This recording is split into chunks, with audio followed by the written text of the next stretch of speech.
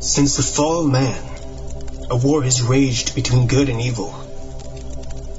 Over the centuries, this war has distorted the truth. Now the truth is perceived as lies, and lies acknowledged as truth. To this day, the battle continues as we investigate and debate the truth behind the history and mystery of the universe. We are Paratruth Radio.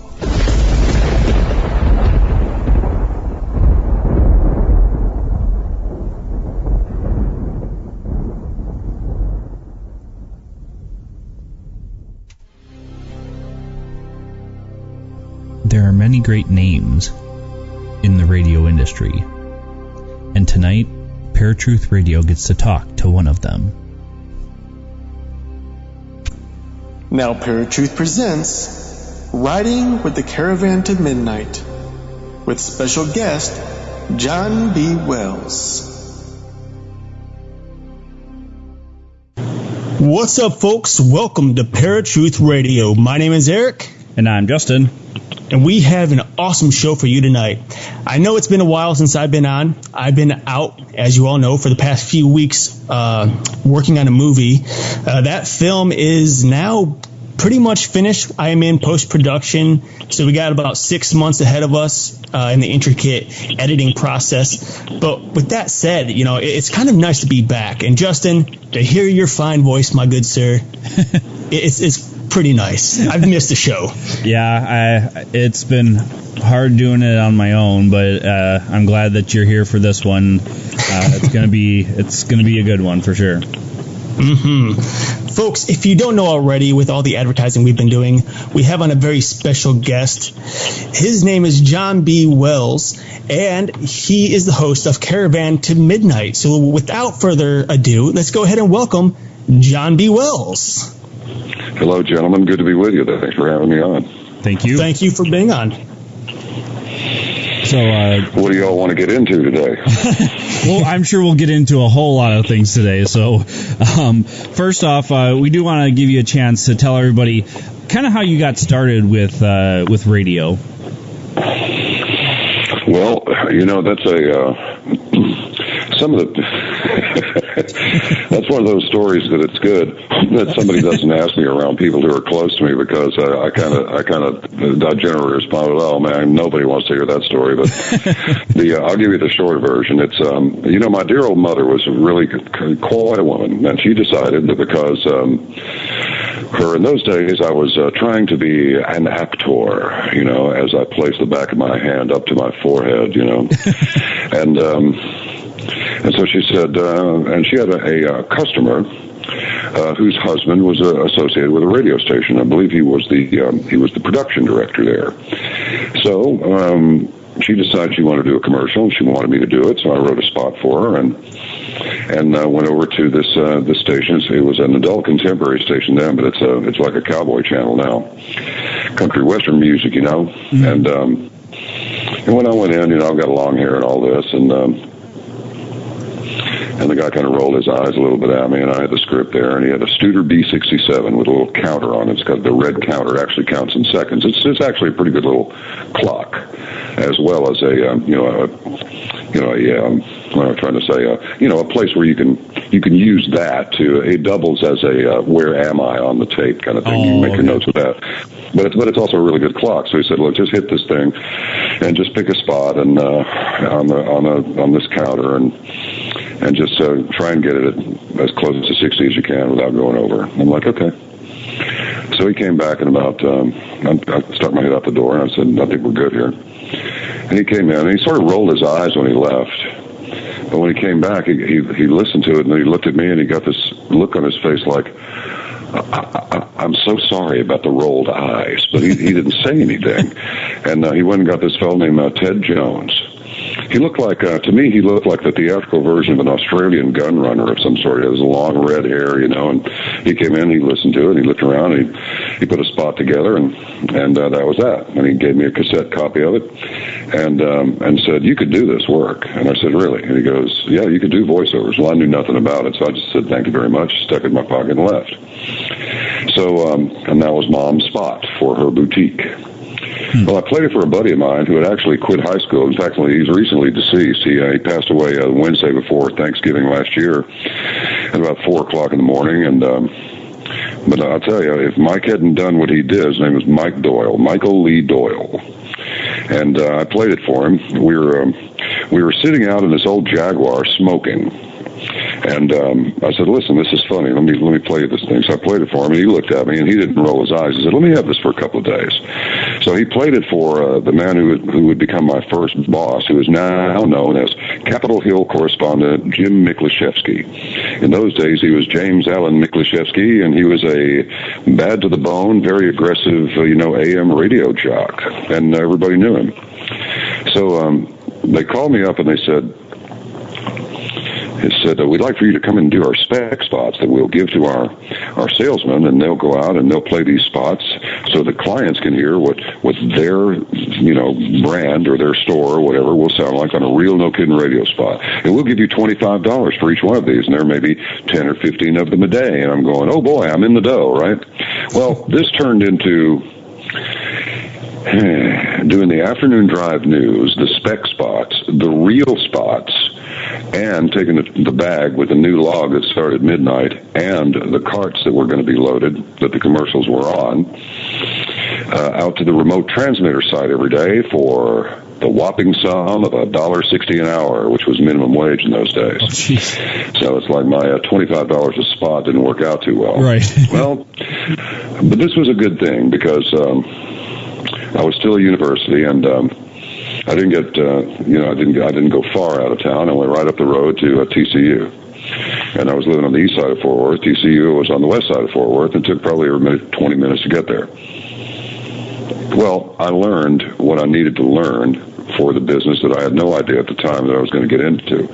And that was microphone technique, where to hold how close to put it to your mouth, and how to keep from popping, and how to control your breath, and all that. Now, with digital editing, now this stuff is a breeze. In the old days, we had to do with razor blades, but I learned about that too. So I stayed there a year, and then this girl with really bright orange hair that my friend Mike Doyle worked for this station, which is why he took it to Mick. And he was their chief engineer, and he would spend a lot of time out there at the remote transmitter site, which was great because you drive out Interstate 20, which wasn't even complete in those days, and you get off on a little road, and then there was this little obscure entryway into a road that went down almost a mile through the woods, and then all of a sudden it would open up into this vista of pastures with 6 antennas that formed the directional signal, because this radio station was something else. I mean, it would be coming in loud and clear here, and you walk down the street 2 blocks, you couldn't hear it at all. It was a directional pattern. It was just really kind of strange. But we'd shoot our pistols out there and everything else, have a little target practice, because nobody could hear anything. It was an unincorporated part of the county. Mm-hmm. It was not incorporated into a city, so we could shoot our pistols, and so we got big shots. And Mike and I'd hang out up there and then do that until it got too dark to do it. And so I got this call from these guys at TM, Bill Shaughnessy and Wally Warrow. And they said, hey, come over to TM Productions. This is one of the biggest jingle houses in the world. And they would make music for all these radio stations. And in fact, they did some automated radio stations as well. And they would give people these giant reels of magnetic tape. So they wanted to use me on one of their channels, which was the urban thing, because they thought I sounded black or something. I don't know what the rationale was, but it's like, yeah, maybe I'm doing a Barry White. I didn't even know who he was in those days, So I went over there, and they said, look, if we like your audition, we'll give you $50, and if not, well, we'll send you down the road. I said, sounds good to me.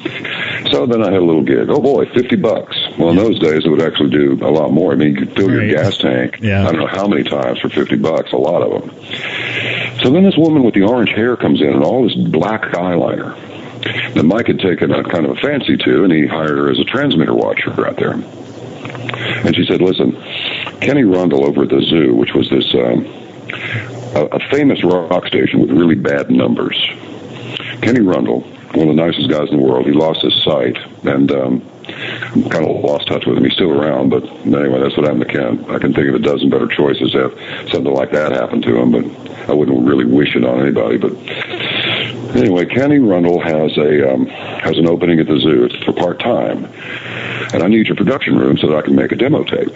She goes, but I'll pay you back. I mean, like it was my production room. I'm like, yes, what can I do for you? And she said, but I'll pay you back by telling you about this job opportunity, and you can pitch it too. Well, cut a long story short, I got the job. And about April 7th, you know, I had kind of grown bored with alive and beautiful music, plus this mom and pop station that was literally mom and pop, and their son was the sales manager. It was like I was in hell, okay? So they said, well, we just don't, the head guy calls me in and says, I don't think your services will be required anymore. But he didn't know that I already dropped this tape off. Because she finished her tape at 3 o'clock in the morning. I started mine right after she left at 3 in the morning, finished at 9, and then drove to Dallas and dropped this thing off, and then came back to work, and I was late. Well, a couple of days later, it was like this little dude looked like he had kissed a parakeet on its bottom with his little mustache. He said, the old man wants to see it. So the old man let me go. And he said, if I were you, I would not tell anyone that I worked for this station. And I said, well, that's a pretty safe bet, sir, because last time I told somebody, which was just a couple of days ago over at this FM rocker in Dallas, that I worked at this station, the guy laughed. So I think I'll spare myself that. But I shook him by the hand. I said, thank you very much for the opportunity. Best of luck to you. See you. And I hit the road. And a week later, they hired me. And so it was 3 months of working the staff meeting from noon until 2 in the afternoon, while the jocks, who were like the lords and ladies, would go to lunch. Then, after about 2 weeks of that, I would come back 12 hours later and go from 2 a.m. to 7 a.m. Saturday morning. And it was wonderful because there were all kinds of people calling, and I would actually answer the request lines. It was so much fun. And then, of course, there was nothing but party people that were calling that were up at that hour. So that was great. Well, after 3 months of that, they put me on 10 to 2 at night, which was also quite an eye-opener, too, because, again, now the party people are still awake, and I just happened to be off the air at 2, where they're getting really sloshed and wild, so that was great. So happily, that didn't go more than 6 months, and they put me in the afternoon drive, and it worked out pretty well. It was, after 2 years, we achieved a massive share of 23.8 men 18 to 49 in the afternoon drive. And, of course, you would think somebody would say, hey, we can make some money with this guy, but instead it scared everybody to death and made a lot of other people mad. So they told me my services were no longer required. So then I went into 25 years of continual voiceovers, because the voiceover people at the ad agencies, the guys and girls who were going to hire voices, they were listening to the zoo. They were listening to me in the afternoon, and they'd gotten to where they go, hey, why don't we get him to do the spot? And so they did. And so it got to where I was having trouble getting to my air shift on time. I mean, I had to really roll it to get there on time, because my morning schedule was filling up with voice gigs. So about the time that there was this big plot to get rid of the zoo by this horrible consultant named Jeff Pollock. And, I mean, this guy made some really idiotic decisions, and I don't mind using his name on the air. Maybe he'll sue me. I can ask him for some discovery. He won't want to do that. But he didn't do the station any favors, but there was a secret plot to just destroy the zoo, which they eventually did. About within 4 years after I left, the station went off the air. So it worked. But then again, the enemy station went off the air a couple of years after that, so it was kind of a wash. But anyway, this voiceover gig went on for 25 years. And then I realized that I was getting really, really bored. And it wasn't because of the work, and it wasn't because I wasn't making a good living. It's that I had no contact with any people, really. I wanted to work with the crew again. It's like there's no, when you get computers in there, I don't need a secretary now. I don't need an engineer now. Right. I don't need to put this stuff on reels and send it Federal Express. I can just send them a file along with their email. I'd send them a link to it. I developed this. I told him what I wanted, and he put it together. And rather than put it up on an FTP site where anybody that has access to it can see everything that everybody else is doing and steal it if they want to, they just had a link that went just to their file. And so that went along for a while. But it was like, I'm by myself. I feel like Elvis must have felt. He's by himself. He doesn't even have any bandmates to hang out with, Yeah. So I went to Tom Owens, who was this genius program director who had put me into Afternoon Drive and had displaced this minor legend of a guy. His numbers just weren't that good, so he put me in there and they started climbing. Everybody thought it was awful because they, there's this imaginary camaraderie there. I don't know. It was just weird. But anyway, I went to see Tom, and I hadn't seen him in 20 years. And it turns out that I didn't know this at the time. I just knew that he worked for Premier Radio Networks, big one. Mm-hmm. So I got with a guy that I know over there, calls himself Cousin Deke. That's not his real name, that's his handle. Oh. And I said, "Where's Tom?" And he goes, "He's in Dallas, man." I said, "What?" I thought he was in San Antonio at the corporate offices. He goes, "No, he's on the whatever floor it was. I don't remember, 5th, 6th, one of them." And I said, "Okay." I said, "I would like to see Tom." He says, "Well, come on over." So Deke is an interesting cat. All he has to do is come near a woman, and she becomes pregnant immediately. He's got like 6 kids now, and he just works the system beautifully. The guy makes so much money, it's ridiculous. But he also images about 5 stations. It used to be one production director for every state, for each station. Now you got one production director imaging, like in Deke's case, like almost a half a dozen. Wow. So he's earning his money. And so we go through the security, and he's smiling at the right people, and I'm smiling at him too. We go right past the locked doors, and we go right past the security, and go right in there. I just knocked on Tom's door. A couple of lunches later, he turned me over to this other guy. And I flew down to San Antonio to see him, had lunch, and the next thing, they got me a slot on Coast to Coast AM. The people at Coast to Coast did not know what they were getting. Effectively, they were just told to put me on, which I'm sure that, was probably not the most diplomatic move, but it worked pretty well. Yeah. I'm sure that ruffled a few feathers. Hey, who's this guy, Mm-hmm. So I did one show in 2005. I did nothing in 2006. I did nothing in 2007. I think I did either 1 or 2 shows in 2008, but the one I remember was with the visionary science fiction writer Ray Bradbury himself. It was like, you got to be kidding me. The author of Fahrenheit 451 and the Martian Chronicles and all that. I was just like, wow, this is amazing. So I asked for him, and I got him. So then nothing happens in 2009. But then I started getting a few in 2010, just a few. And then in 2011, I started calling a lot. And I did quite a few shows in 2011. And the years were just zipping by. It's sort of like, wow, what a long, plodding, course. Right. But at the end of 2011, Lisa Lyon said, "We would like for you to take the Saturday night slot if you're interested." And I said, "Let me think about it." "Okay, I'll do it." And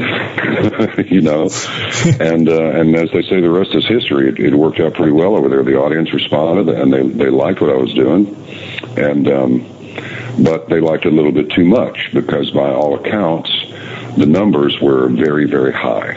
The same thing that happened at the zoo happened at Coast to Coast AM. The cume on Saturday nights equaled or surpassed, by all accounts that I've received, they equaled or surpassed the cume of the other 6 days of the week. This was not helpful politically either. Mm-hmm. And so management was getting pushed into a corner where they really needed to make a decision that they did not want to make. And so they didn't. They just decided to cut me loose. And when that happened, I thought, okay, because I didn't have enough going on. I didn't have enough going on to satisfy myself. Mm-hmm. I could go on taking the money and making a living, or I could try and actually do something with my life besides just make money. I mean,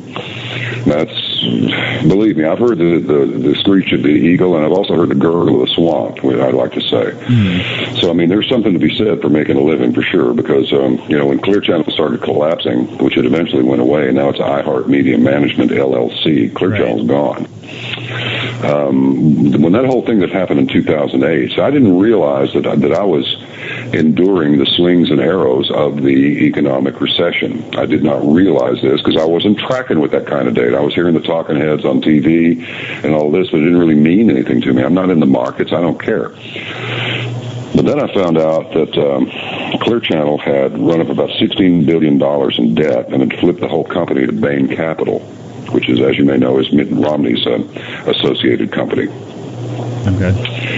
And so when that happened, man, there came a point where they just quit paying people, just like for months, just nothing while they worked it all out. And I thought, things are getting really thin. Right. Because all these radio stations across the country that I had worked with, suddenly you're getting payments from one company instead of 24 companies, because Clear Channel bought virtually everything that was available out there. I think they had certainly 1,200 stations and maybe more. So that didn't work out too good. So 2009 was a little bit strange. And so I just went back out to L.A. and just took it easy for a few months and just kind of tried to rethink everything. And then here comes Coast to Coast. They start calling in 2010. So it's like, okay, let's do this thing. Right. Well, after I left Coast to Coast, like 5 or 6 days later, I left on the 28th. My last show was on the 25th of January, 2014. I got the word that my tenure with them was over with on Tuesday the 28th. And on the 3rd of February, we were up and rolling. And it was a wild careening takeoff. I mean, you could hear beer trucks rolling by and everything else, because we didn't have time to get our studio together at all, you know. We had a lot of tech to sort out and everything else. And then on top of that, I had generated enough heat with the broadcasts over Coast to Coast that we immediately began being messed with electronically. And at first we didn't really believe it. But in speaking with some of the guys in the technical department at Premiere, I mean, what are the chances of blowing 2 ISDN cards in less than 6 months? Jeez. It's impossible. But, and I said, I'm getting all kinds of crazy stuff on the computer and the email and all of this. He got back to me in a couple of days. He said, there's definitely an external influence being exerted on your apparatus over there. And I said, okay.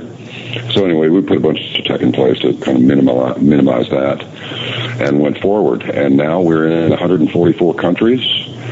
And the membership has grown and grown and grown, and people are responding to it well, and it's the best job I ever had.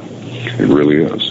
Because you can say what you want, and you can bring people on who can say what they want, and I'm not going to argue with them. I mean, I may challenge them on a point or two, but they get to say what they got to say. They don't have the host, you know, go into a break or a phone call just about the moment that they're, you know, about to, you know, make a point or, you know, tell you the meaning of life, you know, after numerous consultations with the Dalai Lama and others, including the UFO guys or whatever. So that's the story. I wish I'd taken a little bit less time to tell you about it, but no, that's fine. But it's been an incredible journey for me, and I got to tell you, I would be completely remiss if I did not tell you this. On November the 16th, 2009, I crashed a motorcycle at about 70 miles an hour, just dropped it. Oh, wow. The next time you're in your car at about 70 miles an hour, just imagine just unbuckling your safety belt and just jumping out of the car, because that's effectively what happened. And when that happened, I only thought that I was a Christ believer and a Christian. But when that happened, what I experienced during the course of this is of like tumbling down the freeway at rush hour on a Monday at about 10 o'clock in the morning it was like being shown your own death and then being restored to life. And it was the beginning of a 2-year epiphany that has really not stopped since. Yeah. And I can tell you that this program, as well as my life, and this is not like, listen, I've crashed everything. I've been slammed into barns by unbroken horses. Firearms have gone off, lead flying around, stuff blowing up, all kinds of stuff. And I've had numerous opportunities to get rubbed out, but none of them were quite like this. And it was almost like, let me show you something, pal. You're dead. Now look.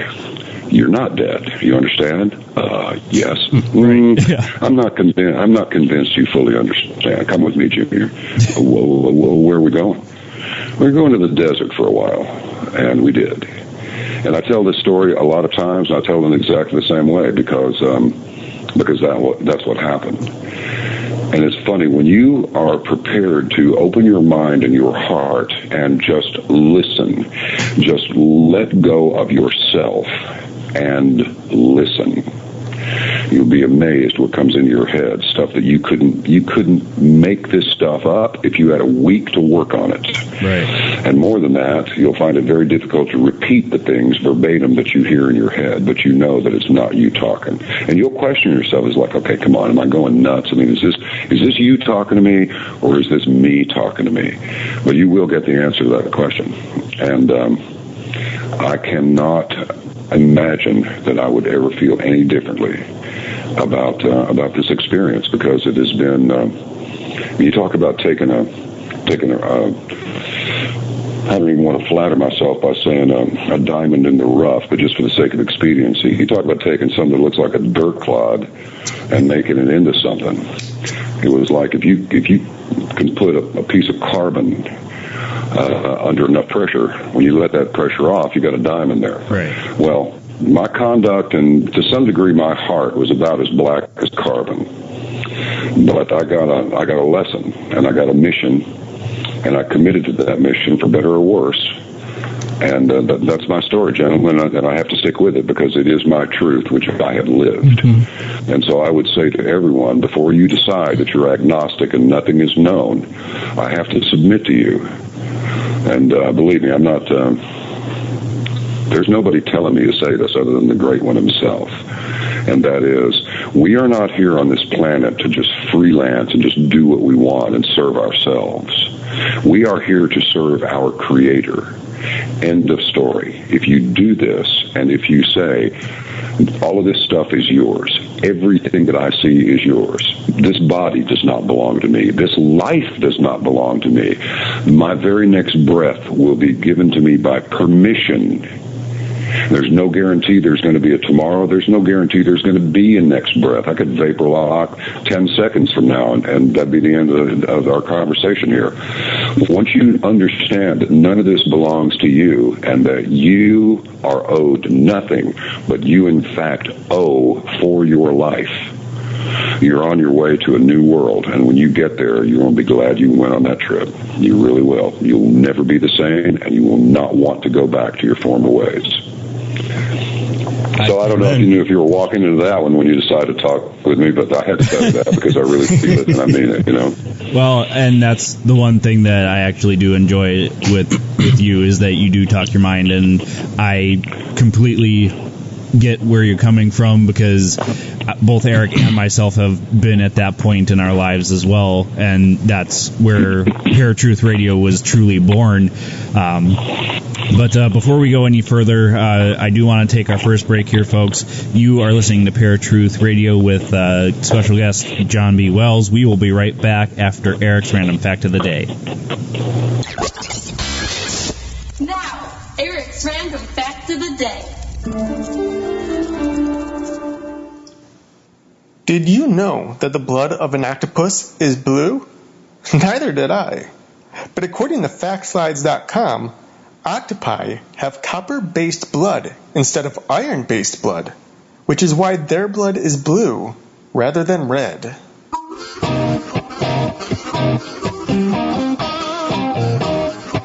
was Eric's Random Fact of the Day.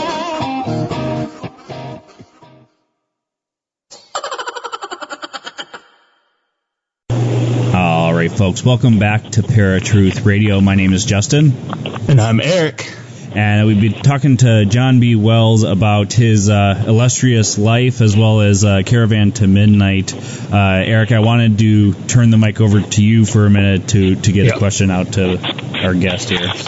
Yeah, well, you know, when you look at radio, just in general, a lot of shows kind of follow similar topics. You know, like for us, we always cover paranormal topics.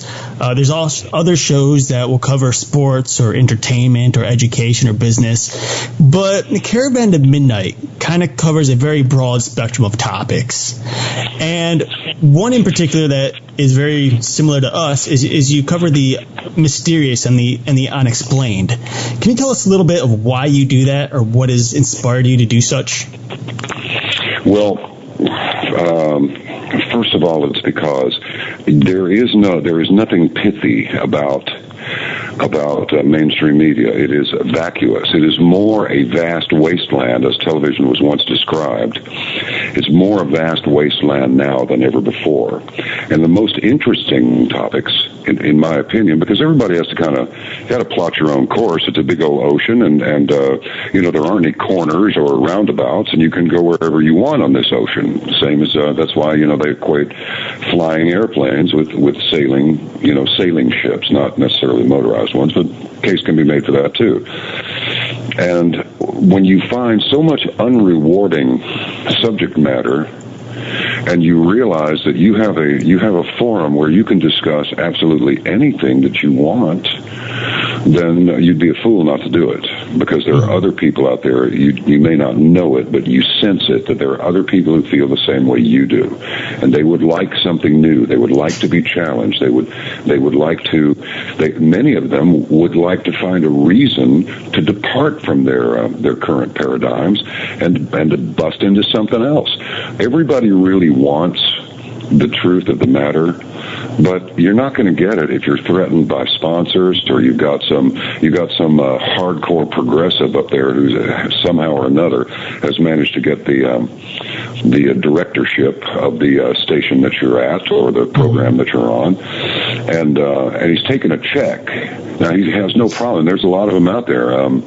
You've got hardcore progressives that are in charge of these radio stations. They'll take a check to run the so-called conservative talk show hosts, but they don't believe in any of it. And the moment that they get a chance to get rid of them, they will. The only thing that's governing the potential for staying or going is how are the numbers, how's the advertising revenue, and that's it.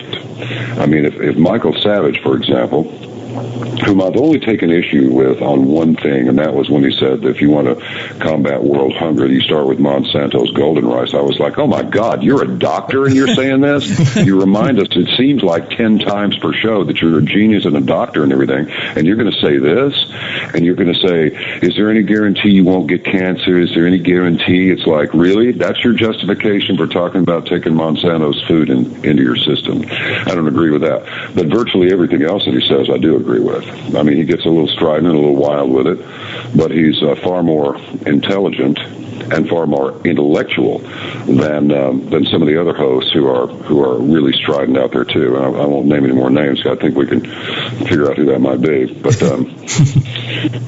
I'll give you a hint. New World Order. Okay, you got it. All right. But I believe that the only reason they let Michael Savage speak the way that he does is because he brings in huge amounts of ad revenue. But if he was saying the things that he's saying, and revenue wasn't there, he wouldn't be there, but maybe 15 more minutes. So I admire him for doing what he does, because he was among the very first, if not the very first, to warn us about the peril that we are in through the Islamization of the United States, and that is happening. And it is a very, very serious problem, and it's going to get more serious as time goes by. It's not going to be a hand-holding, kumbaya kind of moment. Islam is a political agenda, and then it's a political ideology, and it's based on slavery, murder, intimidation, and torture, with the rape that goes along with it. And it is bad to this country, and it is incompatible with Western civilization, and most certainly it is incompatible with America's philosophy, or what remains of it after this current crop of leftists has had their way with it. So that's why we do the varied range of programs that we do, and we don't go into it going, well, let's look at this guy, he'll talk about Jesus. But it's amazing how many hardcore scientists, hardcore authors, when I say hardcore, I mean accomplished and serious people, will bring their spirituality into the debate. And that's good, because many people send email and write letters and so forth saying that as a result of listening to Caravan at Midnight, they have re-examined their lives and they have decided to rejoin their faith. They've gone back to Christianity. They've gone back to God. They have surrendered their affinity for the secular world. It's lost its allure for them, and they've done their best to abandon it and go the other way. And so for my part, that's like mission accomplished. And it doesn't matter if we're talking about, Patrick Hatch will come on there and talk about CERN. The rumor has it that they're trying to open a portal and let some of these entities in. And for a lot of people, this is a real stretch. But the thing is, if you talk about paranormal, there is nothing on earth more paranormal than the Holy Scriptures.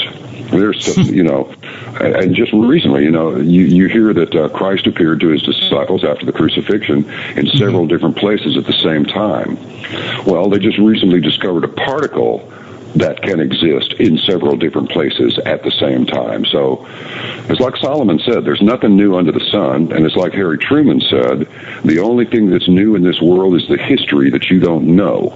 And both Solomon and Mr. Truman are entirely correct. So that's why we do it, because it's all interconnected anyway. Right. Mm-hmm. So just pick something. It's like a grid of information. Everything is related to everything else in some way. And of course, ultimately, it's related to creation. Right. And until people can tell me where they were before they became sentient beings, and absolutely where they're going to be, what realm they're going to be in when they leave, well, they don't know what they're talking about. So go with what you know. Right. To be true. And if you bring it into your life and you go, it's working.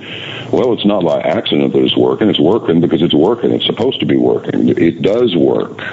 That's why it's working, is because it does work. So that's kind of a long-winded answer to your question. I hope I covered it. I believe you did. Well, and it was a very nice surprise to listen to a couple of your shows and see that you do add your own religious beliefs into it, because, as you said, there are so many that are afraid of doing that now.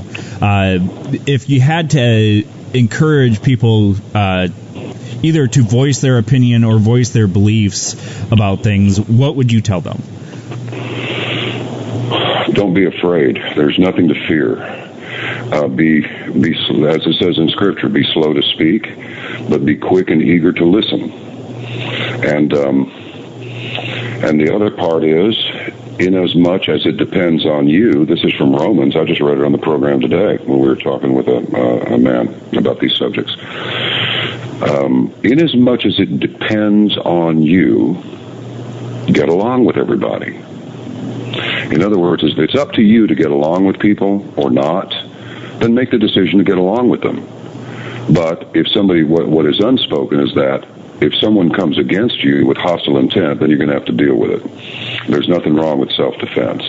And when these fools talk about, all of those people in the South, they just cling to their Bibles and their guns. I can't think of anything better to cling to in that order: your Bible and your firearm. Because there are people out there that want to kill you just because you have a Bible.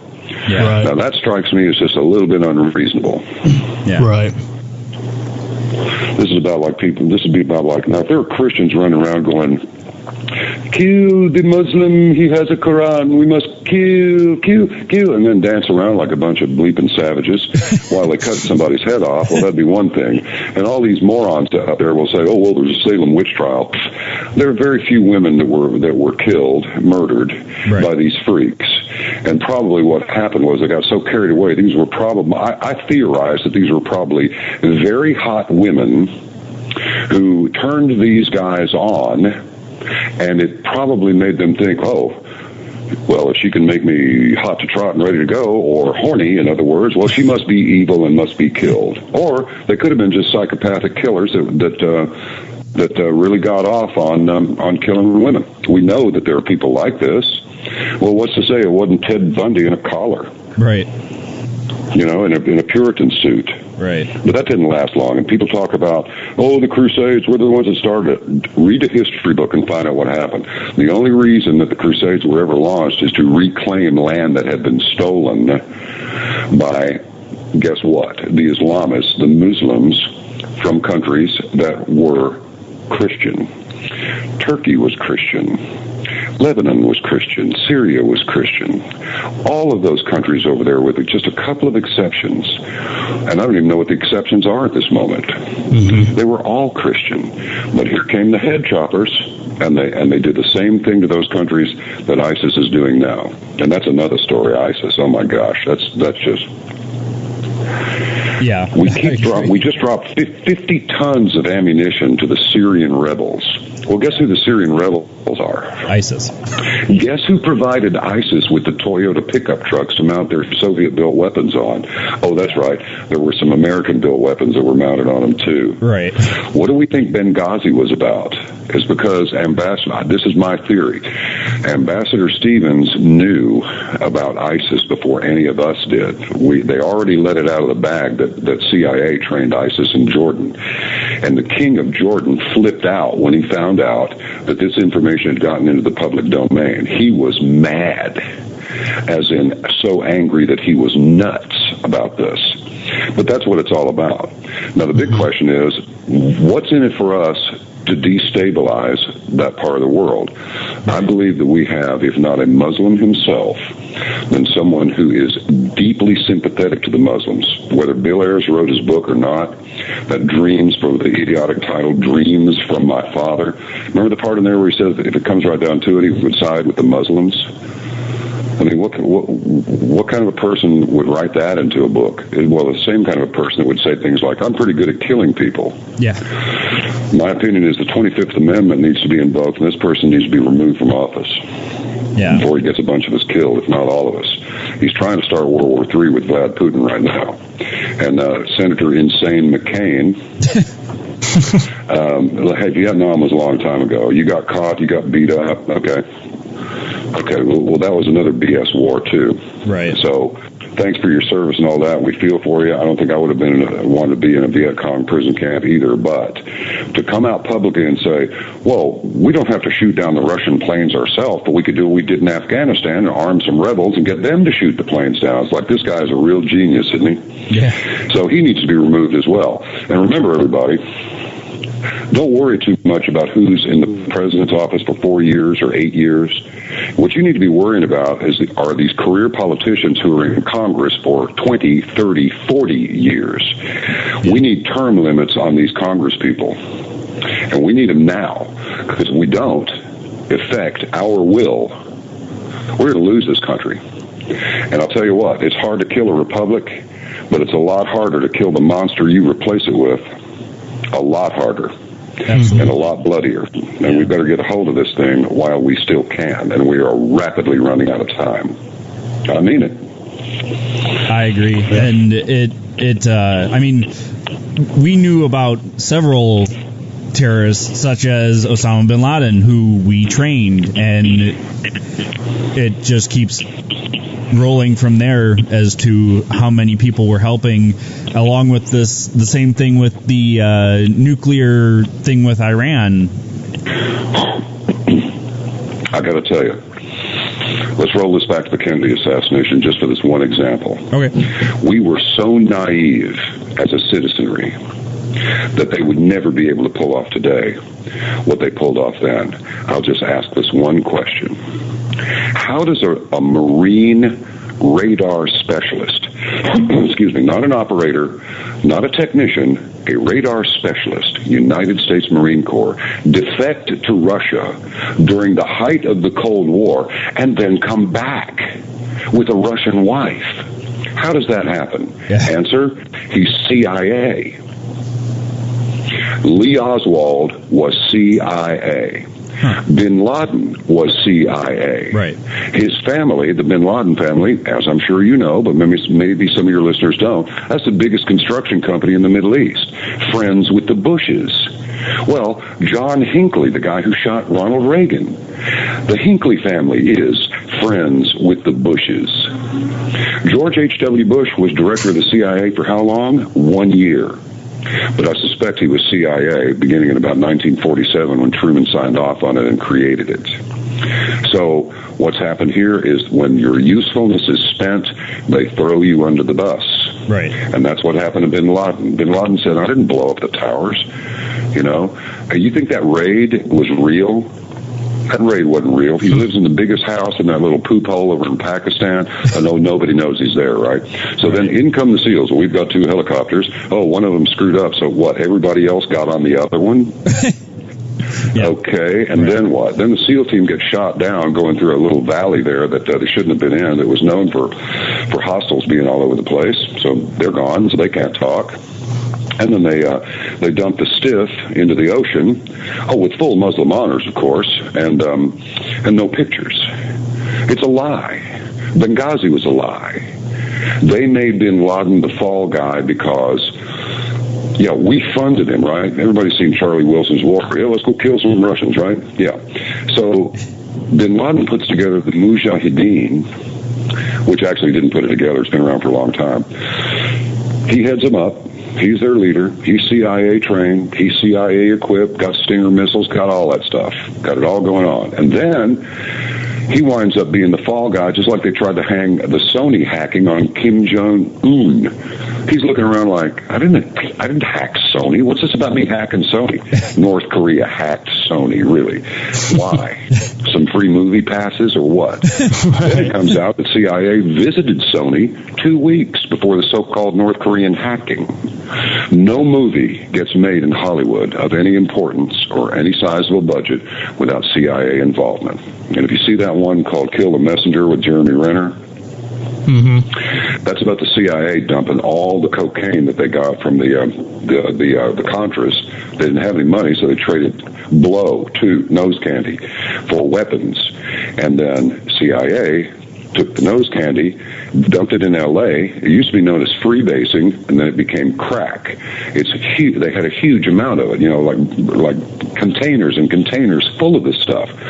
Got to shrink it down in size. So that's when they condensed it into crack, and that's what got all these people hooked, because it was easier to move, it was easier to transport. You put a pound of cocaine in some size of like one of those little miniature baggies that you get some electronic parts in when you buy a little gadget or something. Right. So you got way less volume, you got way more power, and you can move it way quicker. And that's what they did. Well, guess what? This reporter, I can't call it his last name now, Gary something, he winds up dead with 2 bullet holes in his head, and they ruled it a suicide. And this is a fact. Yeah, so your government is corrupt from the top down. The CIA runs the government, and that's all there is to it. You don't mess around with the CIA, they will mess with you. Yeah. I mean, they're worse than KGB ever thought of being. And they got a real long reach. And talking about this stuff, frankly, is quite dangerous, I'm sure. I'm sure. But then again, you got to say what you got to say. What are you going to do? Quiver like a little mouse in the corner and just say nothing when you see wrong happening? I mean, is that what you're going to do? And then what? Yeah. And you're going to go and face your maker one day, and he's going to go, well, so why did you quiver in the corner like a little mouse when I gave you every opportunity to serve me and maybe do some good in the world, but you didn't do it? Okay. Next. Yeah.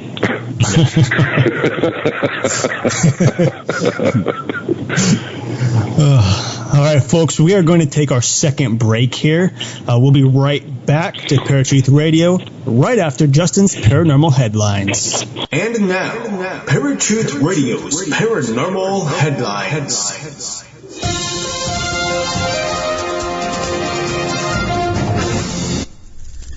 Hey, Parafans.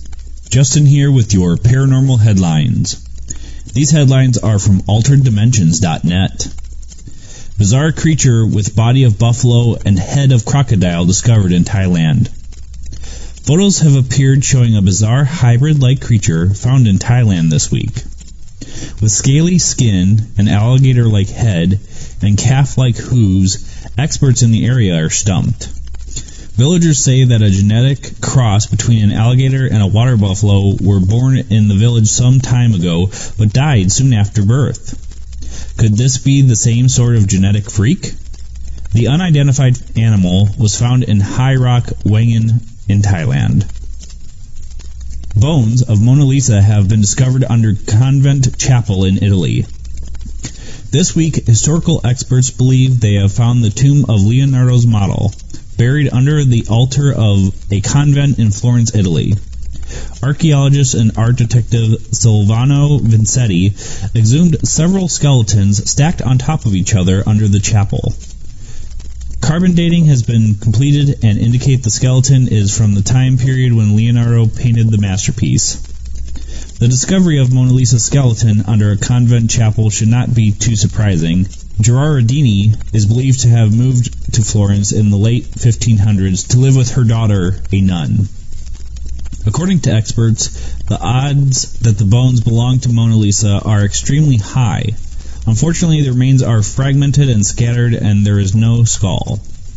The Mona Lisa painting was believed to have been painted between 1503 and 1506 in Florence, Italy, and is acclaimed as the best known, the most visited, the most written about, the most sung about, the most parodied work of art in the world.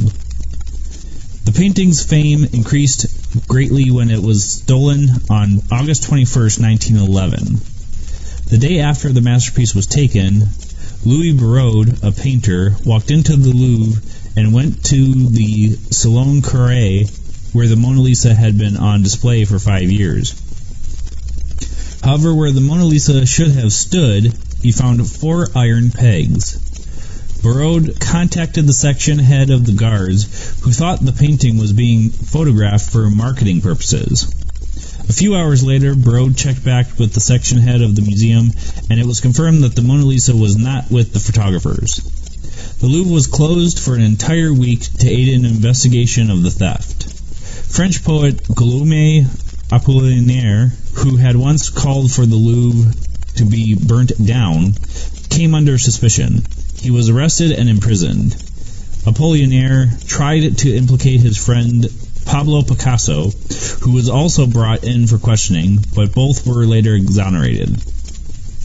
At the time, the painting was believed to be lost forever, and it was 2 years before the real thief was discovered. Louvre employee Vincenzo Perugia had stolen it by entering the building during regular hours, hiding in a broom closet, and walking out with it hidden under his coat after the museum had closed. And this has been Justin with your Paranormal Headlines. This was a segment of Paratruth Radio's Paranormal Headlines.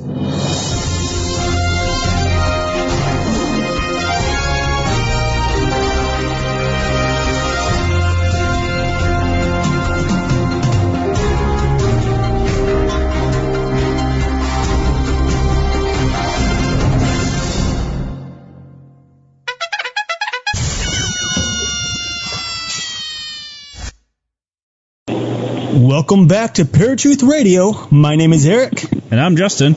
And we are speaking with John B. Wells, the host of Caravan to Midnight. John, now, there's a lot of stuff obviously happening in America. And one in particular that actually happened a little while ago now is the statue of Baphomet in Detroit. What are your thoughts on this statue being presented at a time like now? Yeah, refresh my memory on this. What is this statue? I remember the story, but I don't remember specifically what the deal is about. What is that statue again? This is the statue of Baphomet, which is basically the god of the Satanic Temple. Oh, yes, of course, yeah. Well, I think the same thing of it that I do of Shiva dancing out there in front of CERN. There are some real lunatics out there, and lunatics exist. And many of these people who tell you, oh, God's just a fairy tale, oh, Jesus is just like Santa Claus, stuff like that. Mm-hmm. These people who are doing this, they believe very much in God, but they have consciously chosen not to serve Him. Mm-hmm. They have made that decision not to. And this is the same kind of arrogance that's behind Satan's attitude, or right. The master of the air, who will appear as an angel of light and all of that, except he's not. Right. It's people. It's just more perversion, just like these parties now they're having where they actually do bloodletting, get blood on themselves and blood on each other and all of that. Mm-hmm. It's just exactly as was written in Scripture. There's some passage in there, and I can't quote chapter and verse on this, but I want to say that Paul wrote it. And he's saying that, okay, drink, want more drink. Drug, want more drug. Women, not enough. The men start doing each other. There's nothing different about this than again, there's nothing new under the sun. So when people put up stuff like, these satanic memorials and these tributes to Satan. This thing with the Baphomet sitting in the chair or whatever, Goat Man. He's got a child on each side, on each arm. That's the one you're talking about. That is. It's just flipping the finger toward the Lord. That's all it is. That's all it is. It's just a pathetic gesture of impotence and the desire to reject God and embrace. They're like, oh, well, we don't want to do anything to the kids or anything. It's like, whatever. Yeah. Why don't you quit lying? Oh, that's right. That's your stock and trade is lies. Oh, that's right.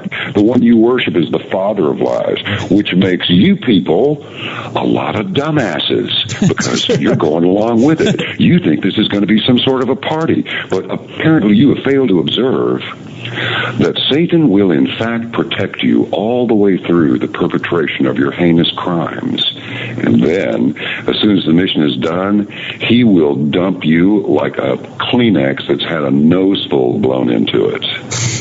And that's exactly what he thinks your value is. Mm-hmm. So these are just people who have been fooled into thinking that there's something cool about this, and it's not cool. Many of them probably don't know what they're playing with. But many others of them do know what they're playing with, and they do it wantonly, and they do it with great glee and delight. They should keep in mind, however, that Father is watching all of this, and he's got a real long memory.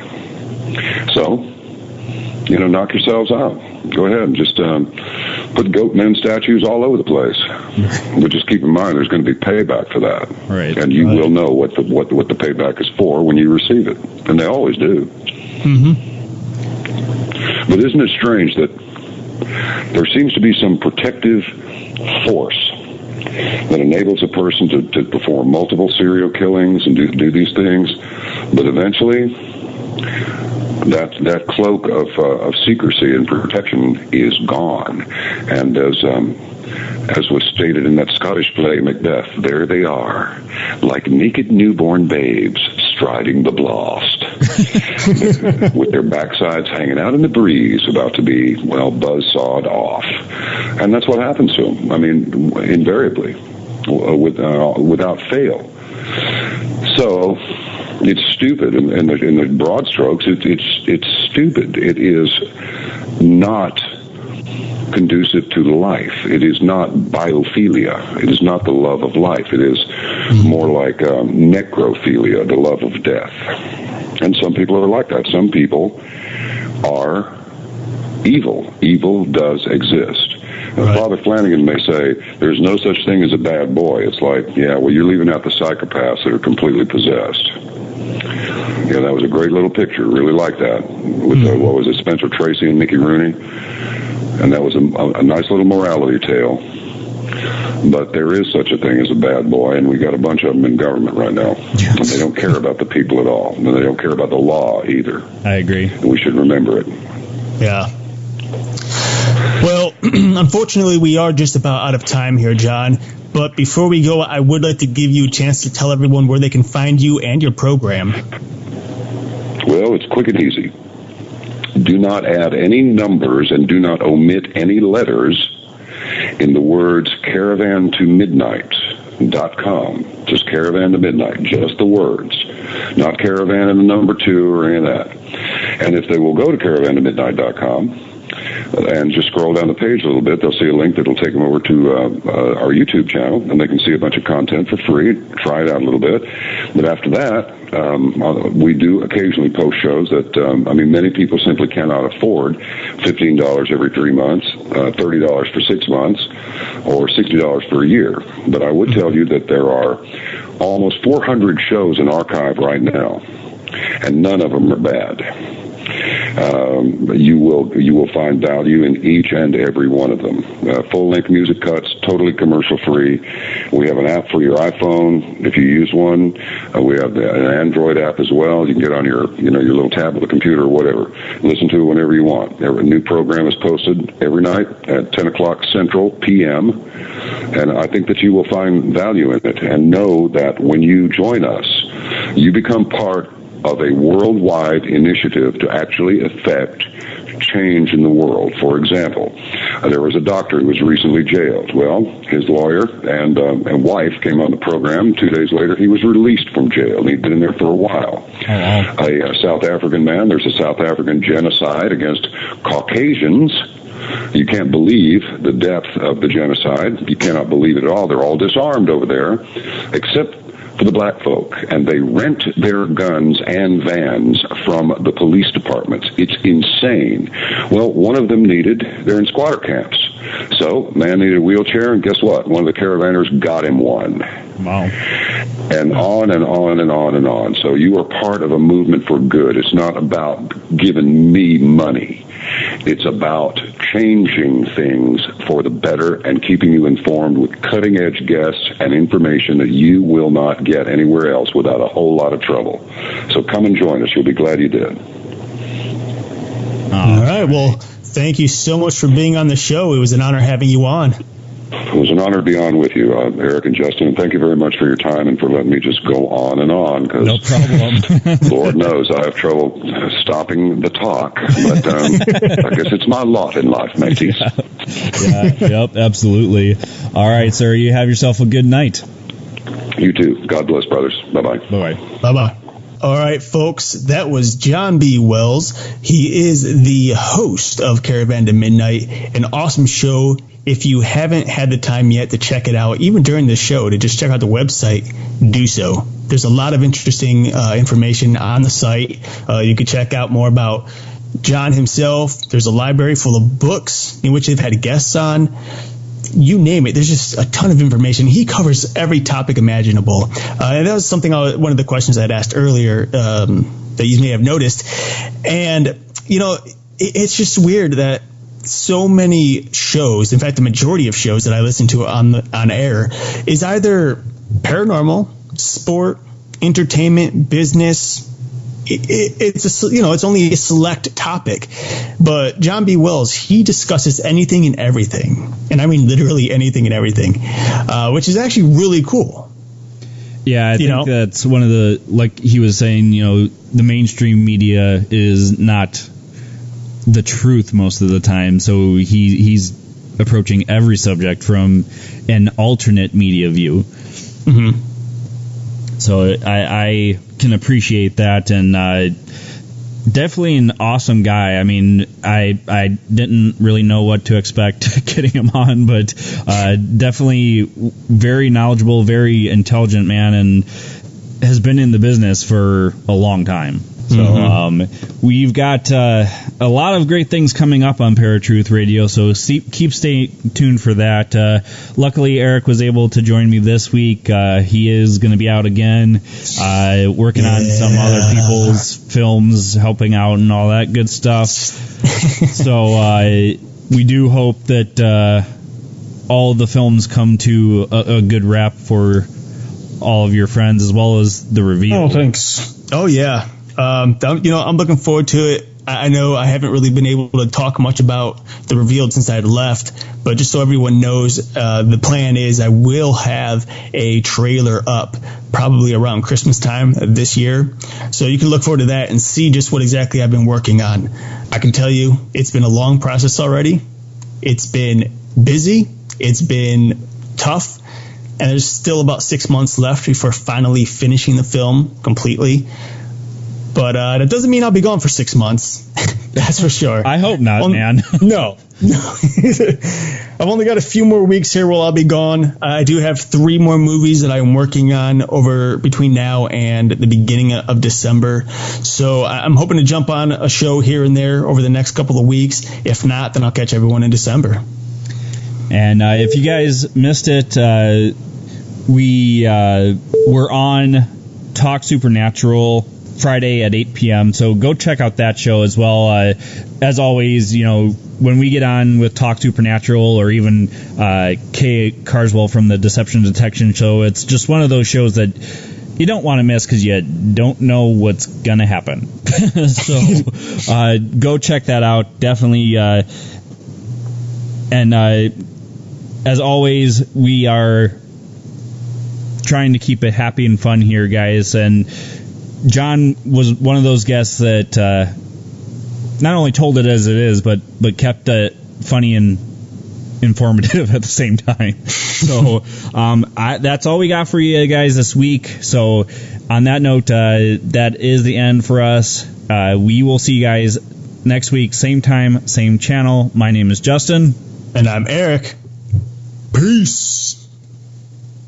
If you enjoyed this episode of Paratruth Radio and you would like to listen to it again, or are interested in listening to any of our past episodes, then you can listen to them on HD at our website, paratruthradio.com.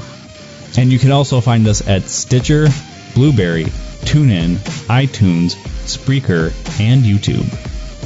And of course, like us on Facebook and follow us on Twitter for brand new updates of our show every day.